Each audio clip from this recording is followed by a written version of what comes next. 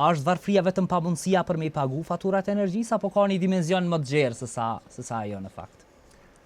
Pra, po e dim që sistemi energjetik, sektori energjisë është të shku drejt tranzicionit energjetik. Pra, drejt një rrugë ku jem të shku drejt dekarbonizimit. Edhe s'kemi qarë në farë formë, sepse edhe ne kemi marrë këtë obligim, apo jo? Pikërisht. Edhe një tranzicion I duhur, I drejt energjetik, është ai tranzicion që I vendos qytetarët në mes të saj. Pra, modelimi, dizajnimi, planifikimi I sektorit të energjisë, I drejt tranzicionit të energjetik të dekarbonizimit, është ajo që I vendos qytetarët në mes të saj. Dhe sigurisht një pjesë të qytetarëve që bëjnë pjesë në cënueshmërinë e tyre, pra është fokusi kryesor. Pra nuk mund të kemi një tranzicion energjetik ku qytetarët lihen mbrapa. Pra duhet I vendosim në qendër të tyre. Dhe pikërisht kjo është ajo që e bën të veçantë dhe të rëndësishme varfërinë energjetike. Varfëria energjetike sot ka definimi bazuar edhe në legjislacionet e Bashkimit Evropian, dispozitivat e Bashkimit Evropian, pra ka ende paqartësi se si definohet varfëria energjetike. Pra një ndër definicionet e varfërisë energjetike është kur shpenzimet mujore të energjisë I tejkalojnë 10% të hyrave për familje.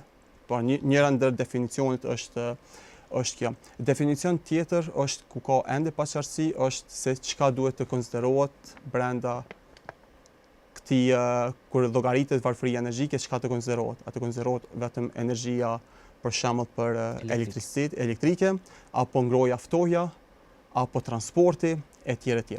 Megjithatë, trajtimi I kësaj teme përbën një rëndësi tepër të veçantë për lehtësimin e qytetarëve në përballimin e fakturave në fund të muajit. E sidomos tani këto 5-6 vitet e fundit, duke filluar nga krizat energjetike që e patëm ndërmjet luftës pushtimit rus të Ukrainës, pra ku patëm paqartësi të furnizimit me gaz në Evropë, e tani që po e shohim edhe luftën në Iran që po shkakton furnizim jo stabil të naftës, por po e shohim që varfëria energjetike është du evolu. Pra, prej një spektri ku veç I këshyrëm vetëm e shikojmë të hyrat edhe fakturën, sa po është varfëria energjetike, apo e tejkalon për shembull këtë 10%, tani kemi fillu edhe është të evolu drejt edhe dy aspekteve tjera. Pra, varfëria energjetike o të zgjeru.